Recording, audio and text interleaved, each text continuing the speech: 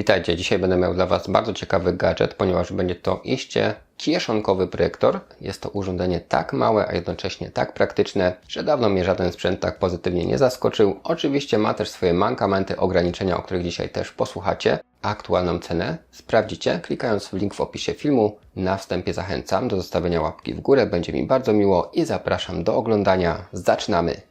Ogólnie lubię testować projektory jako takie ciekawostki, ponieważ osobiście jestem bardziej fanem telewizorów, natomiast projektory potrafią mnie często zaskoczyć bardzo pozytywnie i w tej chwili mam okazję Wam przedstawić najmniejszy projektor, jaki kiedykolwiek testowałem. Lata temu, jak jeszcze pracowałem dla jednej z redakcji, która też posiada i portal, i duży kanał na YouTubie, to miałem okazję testować takie projektory Picopix i te projektory były faktycznie kieszonkowe, działały bezprzewodowo, czyli miały wbudowaną baterię, były strasznie hałaśliwe, ale była to taka fajna ciekawostka wiele lat temu. Od tej pory technologia poszła do przodu i powstają już takie cudeńka jak projektor marki 8849 Mars. Mamy w całości aluminiową obudowę. Projektor mimo niewielkich gabarytów jest dość ciężki, no ale wciąż kieszonkowy, przenośny, ponieważ jesteśmy w stanie bez problemu go sobie przetransportować, ale zwarta, solidna metalowa obudowa zapewnia mu po prostu trwałość i wytrzymałość. Natomiast uwaga, ten projektor nie ma wbudowanej baterii, potrzebuje zasilania.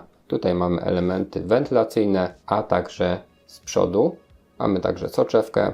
Jest to projektor DLP i mamy także sensor do laserowego pomiaru odległości, ponieważ ten projektor posiada funkcję automatycznego fokusu czy automatycznego ustawienia trapezu, tak zwany keystone, czyli dostosowywanie płaszczyzny do wyświetlanego obrazu. I mamy tutaj dwa gniazda USB typu C. Jedno jest typowo do przesyłania obrazu, ale też zasila sam projektor, a drugie można wykorzystać jako dodatkowe zasilanie, żeby podnieść jasność projektora. Ponieważ jeśli podłączymy na przykład sam smartfon, mamy wtedy dość niską jasność i ma to sens przy takich mniejszych przekątnych ekranu i kiedy mamy naprawdę ciemno, wtedy da się skorzystać. Natomiast jeśli dodamy tego zasilania, no to jasność zostaje bardzo mocno podbita. Wtedy projektor osiąga 100 ANSI lumenów przy rozdzielczości HD, czyli 720p.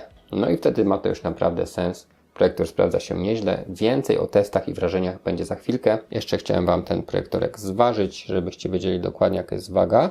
Jest to 180 gramów, czyli powiedzmy jak przeciętny smartfon.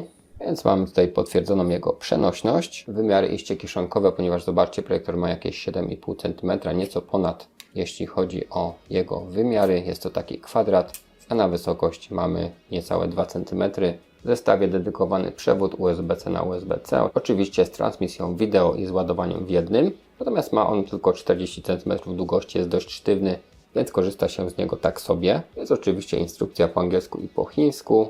Do korzystania można także pobrać dodatkową aplikację HCCast. Mamy także przejściówkę dla posiadaczy starszych modeli telefonów czy tabletów marki Apple, czyli z USB-C na Lightning. Nowsze urządzenia Apple mają już USB typu C. W zestawie jest jeszcze jeden gadżet. Na początku nie wiedziałem, co to jest, a powiem Wam, że byłem trochę rozczarowany, że sam projektor nie ma żadnego gwintu na statyw. Po prostu nic takiego tutaj nie zauważymy. No ale to, moi drodzy, jest po prostu stojak, który możemy rozłożyć w ten sposób, więc robi się on dość wysoki.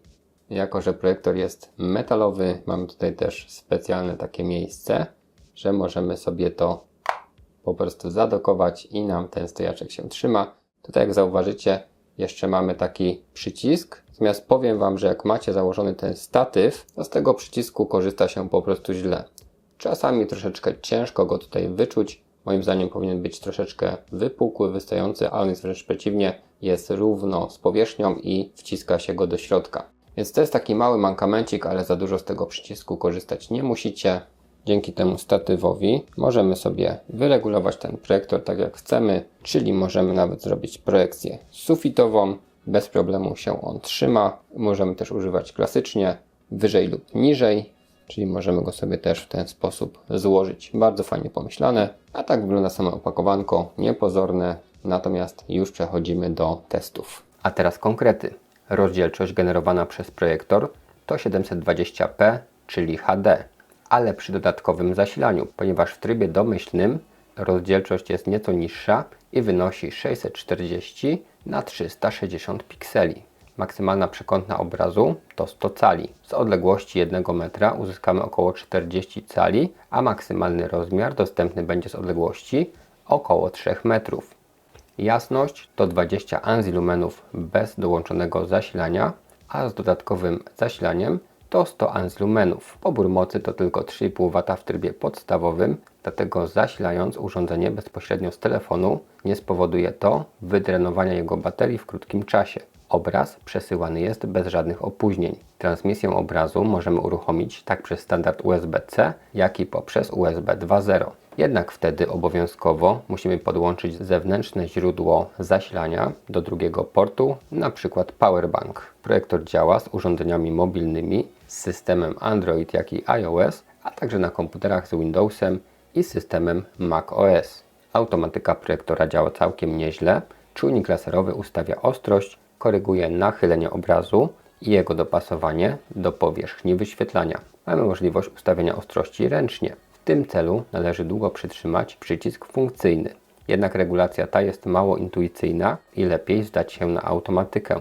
Pojedyncze kliknięcie przycisku wywołuje menu do autoryzacji urządzenia. Ponowne kliknięcie udziela autoryzacji i następnie na ekranie smartfona czy tabletu należy potwierdzić transmisję w programie HCC Cast, który przy podłączeniu projektora pierwszy raz zostanie zainstalowany automatycznie po kliknięciu w pojawiający się proponowany link. Jednak niektóre wersje Androida nie widziały tego programu. Na telefonie z Androidem 13 i bez podłączania zewnętrznego zasilania projektor od razu transmitował obraz ze smartfona bez konieczności autoryzacji i posiadania dodatkowego programu. Urządzenie w trybie podstawowym jest bezgłośne. Po podłączeniu zasilania uruchamia się wentylator, ponieważ przy wysokiej jasności konieczne jest chłodzenie urządzenia. Nie jest on jednak bardzo głośny i maksymalny poziom głośności nie przekraczał 40 dB.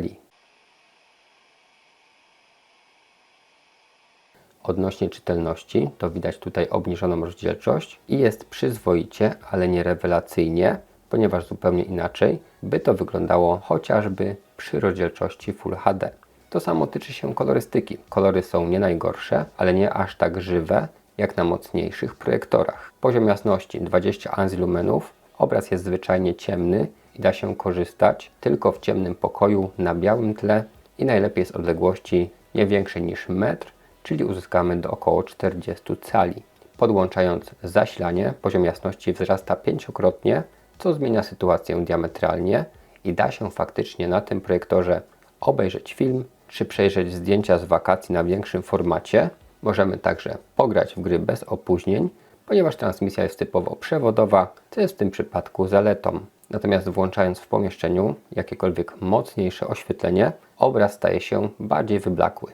Ok, podsumowując, jak widzieliście, urządzenie jest bardzo praktyczne, łatwe w obsłudze, natomiast jakie ma minusy? Da się z niego korzystać podłączając bezpośrednio smartfona, ale wtedy jasność nie jest zadowalająca. Powiedzmy, że jest ok w ciemnym pomieszczeniu, jeśli wyświetlamy obraz w miarę z bliska, ponieważ im bliżej, tym ta jasność subiektywnie jest wyższa, a jak bardziej oddalimy, to wtedy potrzebny jest większy zapas tej jasności, żeby obraz na przykład przy 80 czy 100 calach był w miarę jasny. Tak więc to jest jedna rzecz. Jak już podłączyłem dodatkowe zasilanie, to jasność wzrastała kilkukrotnie i naprawdę dało się z tego projektora korzystać. Natomiast ponownie mamy ograniczenie w postaci rozdzielczości Full HD. Pewnie do takiego gabarytu w tej cenie nie dałoby się upchnąć. Natomiast mimo wszystko, jeśli chodzi o wyrazistość, no to widać tą rozdzielczość, widać te piksele, widać, że jest tutaj dość mocne ograniczenie. Natomiast z drugiej strony do większości zastosowań to 720p będzie też wystarczające. Czytelność nawet tekstów jest w miarę dobra, chociaż nie rewelacyjna. Trzecia rzecz to przycisk, który fajnie, że jest i mamy te funkcje zautomatyzowane,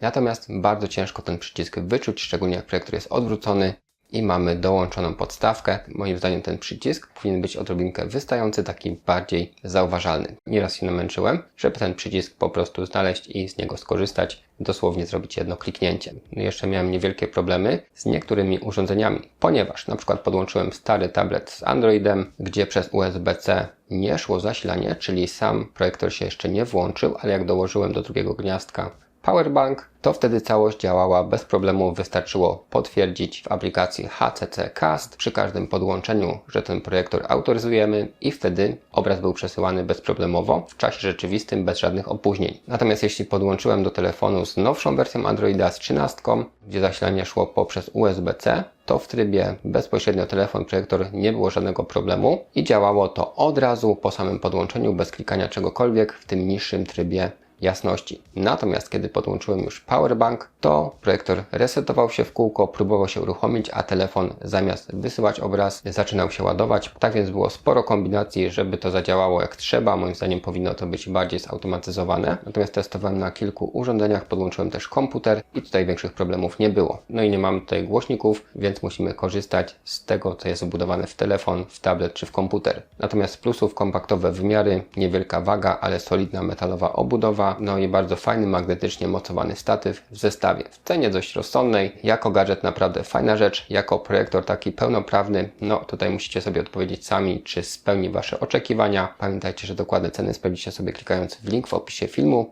Jeśli ten film Wam się dobrze oglądało, będę wdzięczny za zostawienie łapki w górę, za subskrybowanie kanału, napisanie komentarza czy udostępnienie filmu. Możecie zrobić jedną z tych rzeczy, możecie zrobić wszystkie. Każde wsparcie jak najbardziej doceniam. A dzisiaj to wszystko. Dziękuję Wam za uwagę. Trzymajcie się.